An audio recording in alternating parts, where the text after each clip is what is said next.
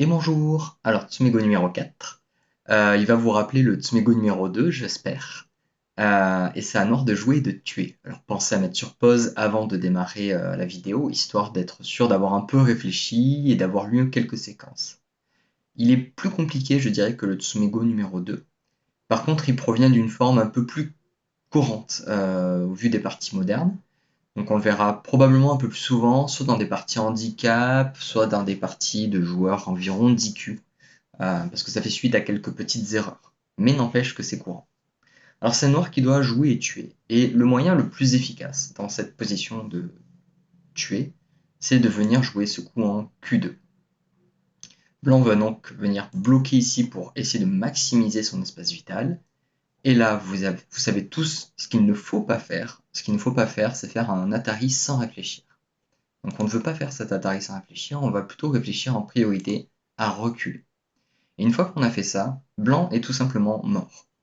Donc par exemple, si Blanc joue ce coup, le point vital ici, il a joué un 1-2, donc c'est probablement l'autre 1-2.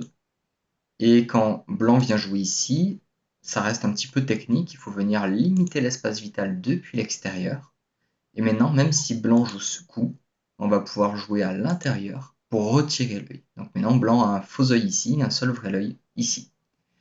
Si Blanc joue ici, on va pouvoir jouer à l'intérieur, c'est une forme morte à l'intérieur.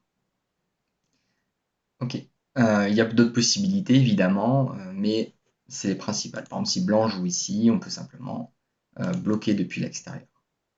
De la même manière, si Blanc bloque ici, on peut bloquer depuis l'extérieur également, c'est une forme morte. Ok, donc si on revient un petit peu en arrière, si jamais Noir fait Atari, Blanc connecte, Noir doit maintenant connecter ici, et Blanc peut jouer ce coup en S1, et là ça change plein de choses, parce que si jamais Noir réduit l'espace de l'extérieur, Blanc peut vivre avec ce coup. Et si Noir essaye de tuer comme ça, Blanc peut jouer ce coup. Noir doit venir séparer l'espace vital de Blanc, mais Blanc peut ensuite s'étendre et faire un second œil ici. Donc Blanc est vivant.